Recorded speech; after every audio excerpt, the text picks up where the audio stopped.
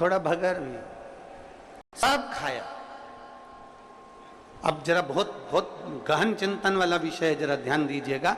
एक व्रत करा, एक टाइम भोजन, एक टाइम फलाहार। एक ने व्रत करा दोनों समय फलाहार। एक ने व्रत किया कि मैं कुछ नहीं खाऊंगा, एक फल, एक गिलास दूध। एक ने सब कुछ खाया, मतलब दिन भर भोजन कर, दिन भर भोजन कर। अब जो एक समय फलाहार कर रहा है वो भी शंकर का भगत है, जो एक दोनों समय फलाहार कर रहा है वो भी शिव का भगत है, जो एक फल ले रहा है और एक गिलास दूध ले रहा है वो भी शिव का भगत है, और जो दोनों समय भोजन कर रहा है वो भी शिव का भगत है। अब शंकर जी से पूछा जाए कि इनमें से तुम मुक्ति किसको दोगे, इनमें से तुम मोक्ष किसको दोगे, इनमें से सबसे पहले तुम किसकी सुनोगे, किसकी सुनोगे? तो भगवान देवाधिदेव महादेव का चरित्र कहता है माता पार्वती से, पार्वती भले तुम भूखे रहो मत रहो, पर इतना जरूर करो कि किसी का दिल ना दुखे, तो मैं प्रसन्न हो जाता हूं और वर प्रदान कर। तुमने व्रत किया ना किया, तुमने साधना करी ना करी, तुमने तप किया ना किया, तुमने उपास किया ना किया, पर इतना जरूर करो कि जिस दिन तुम्हारा व्रत है, जिस दिन तुम्हारा उपास है, उस दिन तुम्हारे मुख से अपशब्द ना निकले। जिस दिन तुम्हारा व्रत है उस दिन तुम्हारे मुख से आड़ा टेढ़ा ना निकले। जिस दिन तुम्हारा व्रत है उस दिन तुम अपने पिता, पति और परमात्मा, इन तीन के झूठे बर्तन अवश्य घिसे, अवश्य मांझे।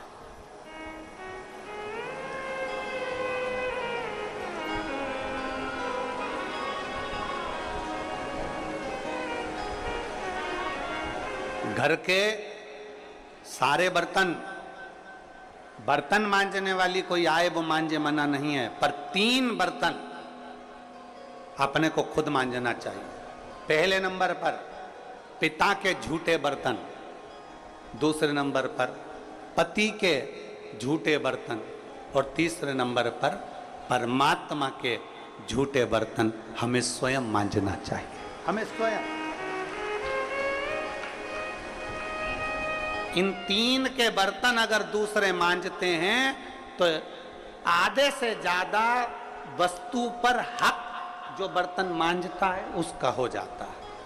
अब तुम समझ लेना अच्छे से, हम इसको बहुत विस्तार से नहीं कहेंगे। मालूम पड़े पिता के झूठे बर्तन अगर आप मांज रहे हो, पिता के सामने आप झूठे बर्तन उठा रहे हो, पिता के सामने आप बर्तन लेकर जा रहे हो, पिता के सामने आप उनके बर्तनों को मांज रहे हो, पिता के सामने आप उनके बर्तन उनके कमरे में उठाने जा रहे हो, पिता के सामने आप उनके झूठे बर्तन ले जाकर घिस रहे हो, मांज रहे हो, साफ कर रहे हो, तो पिता आपको देखेंगे तो उनके मन में आएगा मेरी बहू कितनी अच्छी है, देखो सारे बर्तन वो मांजने वाली मांजती है, पर मेरा झूठा बर्तन मेरी बहू मांजती है। तो पिता अपनी तिजोरी का माल निकाल के चुपचाप से तुमको दे दे, ये मेरी बहू है। सारे बर्तन दूसरे मांजते हैं, पर मेरी बहू मेरे बर्तन मांजती है, मेरी बहू मेरी सेवा करती है, मेरी बहू मेरी चाकरी करती है, मेरी बहू मेरे बर्तन घिसती है। दूसरे नंबर पर पति के बर्तन, पति ने जिस बर्तन में भोजन किया है उसका बर्तन मांजने वाला नहीं, उसके बर्तन पत्नी को मांजना चाहिए।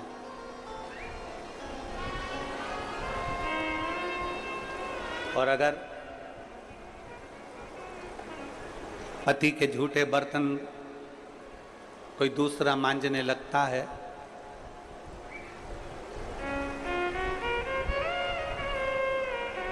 तो एक दिन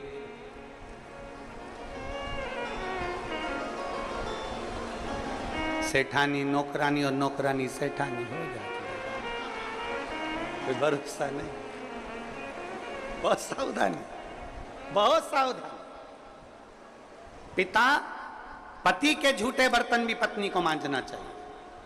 स्वामी के जब झूठे बर्तन मांजोगी पति की दृष्टि में आएगा सारे घर के बर्तन दूसरे मांजते हो, पर मेरी पत्नी मेरे बर्तन मांजती है, मेरी पत्नी मेरे झूठे बर्तन उठाती है, मेरी पत्नी मेरे झूठे बर्तन संभालती है, मेरी पत्नी मेरे झूठे बर्तन उठाकर रखती है। मतलब उसकी दृष्टि में आपका भाव बढ़ता चले जाएगा। तो आपको जिस दिन तुम बोलो कि मुझे ये चाहिए, पति को याद आ जाएगा ये मेरी सेवा करती है, झूठे बर्तन तक संभालती है, तो तुरंत साड़ी भी दिलाएगा, करवा चौथ पे अंगूठी भी दिलाएगा, निश्चित। एक पिता,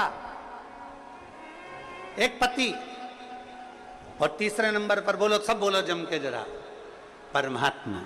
तुम्हारे घर में भगवान का मंदिर है, तुम्हारे घर में छोटा सा शिवालय है, तुम्हारे घर में छोटा सा देवालय है, तुम्हारे घर में छोटा सा मंदिर बना हुआ है, उस मंदिर में तुम भगवान की पूजन करती हो, पूजन करने के बाद भगवान को स्नान कराती हो, स्नान करा हुआ बर्तन रखा रहता है, लोटा रखा रहता है जल चढ़ाने वाला, भगवान के भोग लगाने की छोटी सी कटोरी होती है, भगवान को पानी पिलाने का छोटा सा लोटा होता है, कलश होता है, झारी जी होती है, या कोई गिलास होता है।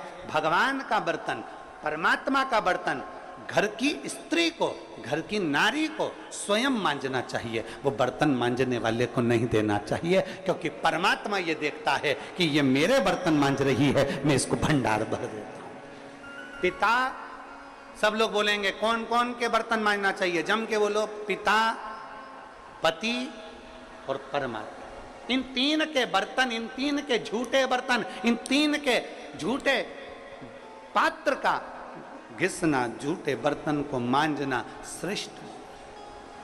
पिता, पति और परमात्मा।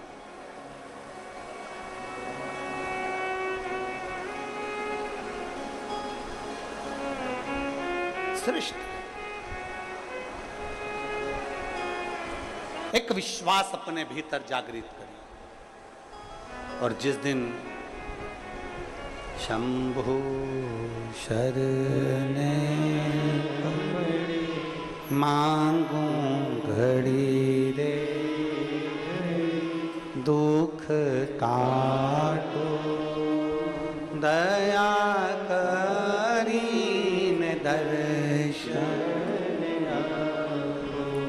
शंभु शरणे पड़े मांगू घड़ी रे घड़ी, दुख काटो दया करीन दर्शन।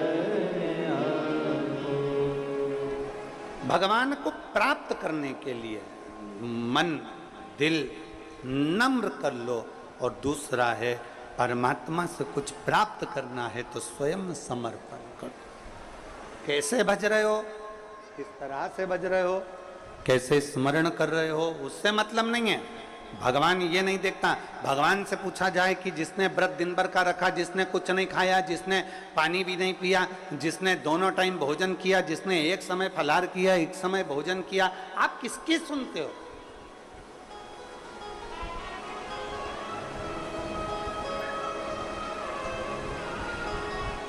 आप किसकी सुनोगे? तब भगवान शिव कहते हैं, तब भगवान शंकर कहते हैं, शिव माता पार्वती जी से कहते हैं, पार्वती जो किसी का दिल ना दुखा,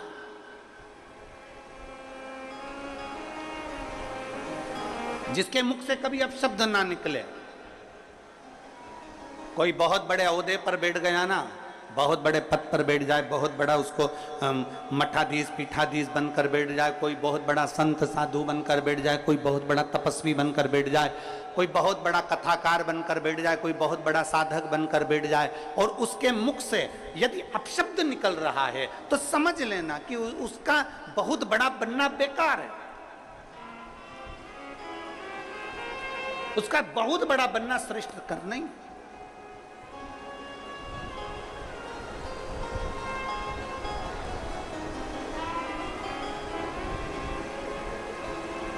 एक बहुत सुंदर कथा थी। एक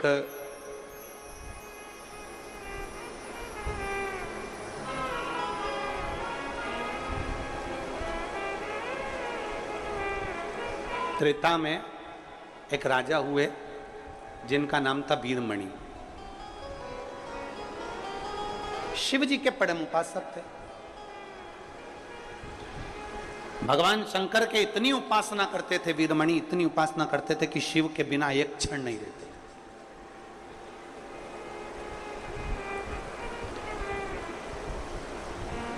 और देवपुर नाम के नगर में उनका निवास था। देवपुर नाम का एक नगर था त्रेता में, और उस नगर में वो निवास करते थे वीरमणि, बहुत विद्वान। वीरमणि स्वयं शंकर के उपासक थे, और वीरमणि का जो पुत्र था रुक्मंगत, वो भी शिव का उपासक। वीरमणि भी शंकर के उपासक थे, और उनका बेटा रुक्मंगद भी भगवान शिव की आराधना करते। कई वर्ष निकल गए तप साधना करते करते, कई साल निकल गए तप साधना करते करते, कई वर्ष उनके तप साधना में निकल गए, पर वीरमणि को शिव का दर्शन नहीं हुआ। वीरमणि को शंकर का दीदार नहीं हुआ, शंकर का दर्शन नहीं हुआ। कई वर्ष निकल गए,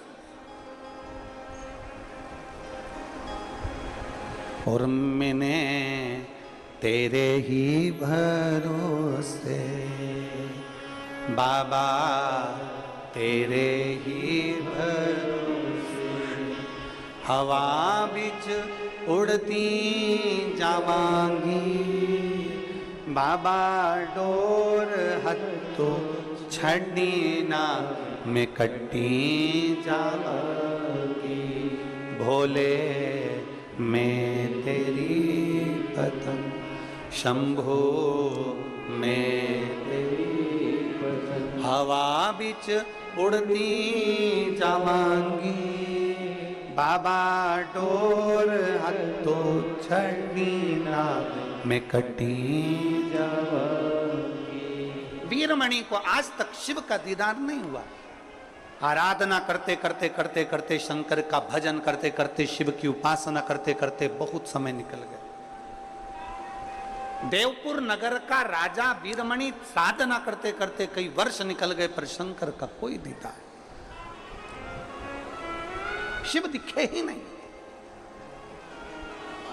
आप में से कई मेरी जीजियां बैठी हैं, रोज शंकर के मंदिर जाती हैं, रोज जल चढ़ाती हैं, रोज शंकर के मंदिर में झाड़ू लगाती हैं, रोज शंकर जी के मंदिर में पोछा लगाती हैं, रोज शिव जी के मंदिर में दीप लगाती हैं, रोज शंकर जी को बेलपत्र चढ़ाती हैं, उनका श्रृंगार करती हैं। कई माताएं ऐसी हैं जिनको अभी तक शंकर का दीदार नहीं हुआ, पर इतना विश्वास से कहता हूं, छत्तीसगढ़ की इस पवित्र भूमि पर इतना विश्वास से कहता हूं, भले शंकर का दर्शन नहीं हुआ हो, पर इतना विश्वास से कहता हूं कि मेरे बाबा ने तुम्हारी झोली खाली तो रखी नहीं होगी, भर जरूर है।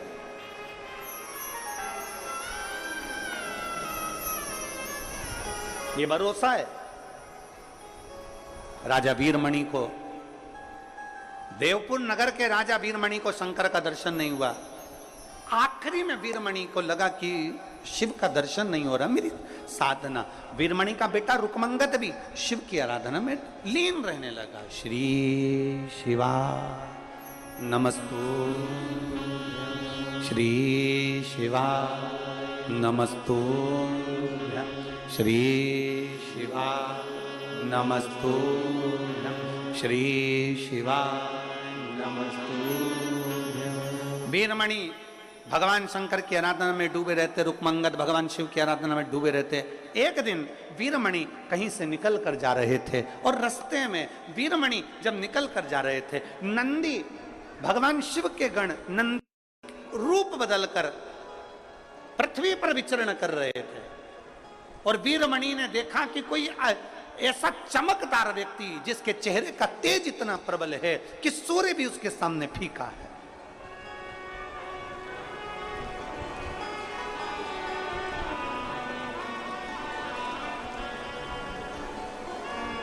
जिसके चेहरे का तेज इतना प्रबल है कि सूर्य भी जिसके सामने फीका।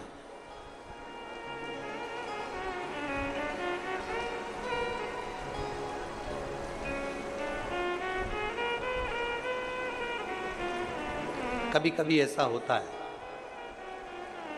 कभी कभी, और ये अनुभव किया है हमने भी किया।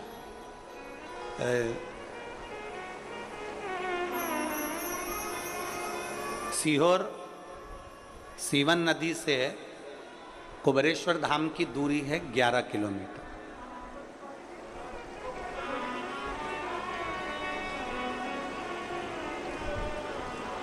सुल्तानगंज से बाबा बैद्यनाथ जी की दूरी 150 किलोमीटर से ज्यादा।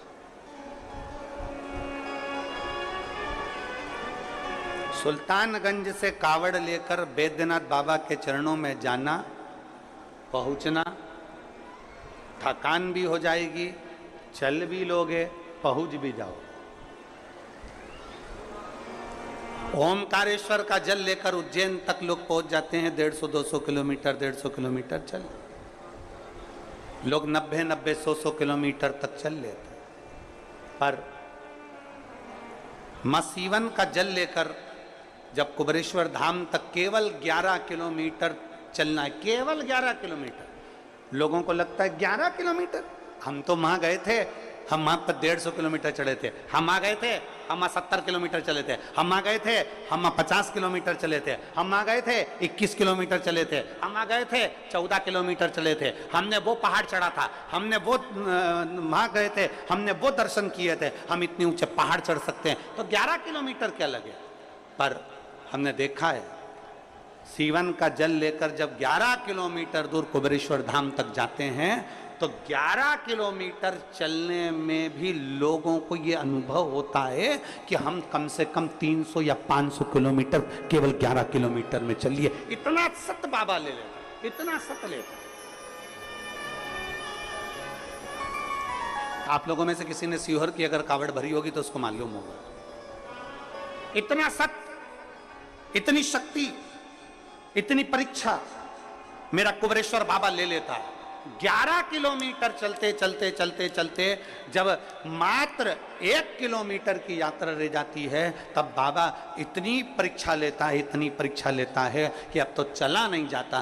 केवल 11 किलोमीटर में, और लोग सुबह मॉर्निंग वॉक करते हैं तो 5 kilometre, 7 kilometre, 6 kilometre, 4 kilometre, 3 kilometre चल लेते हैं। पर कुबेरेश्वर धाम जब जाते हैं और जब बाबा की कांवड़ लेकर जाते हैं तो वहां थक जाते हैं, 1 किलोमीटर तो चला तक नहीं जाता, ऐसी स्थिति हो जाती। हमने भी अनुभव किया। और जब 2 किलोमीटर की यात्रा रह गई हमारे चलते चलते चलते चलते, तब चलना नहीं जा रहा। साथ वाले बोले गाड़ी लगा दे, गाड़ी में बैठ जाओ। हमने कहा नहीं, थोड़ा और बचा है, चलते चलो। आखिरी में हमने देखा बोल बम बोल बम बोल बम बोल बम बोल बम बोलते बोलते बोलते बोलते चलते चलते आखिरी में 2 लड़कों के कंधे पर हाथ रखा, फिर चल दिए। चलते चलते चलते चलते फिर आखिरी में विचार कर अब 1 किलोमीटर बचा है पर चला नहीं जा रहा। इतनी देर में बाबा देवाधिदेव महादेव का स्मरण किया। एक छोटा सा छोरा गोरा गोरा सा आया, उसने हाथ पकड़ा, चीटी उंगली पकड़कर जो खींचता खींचता खींचता खींचता ले गया तो कुबेरेश्वर धाम तक पहुंचा।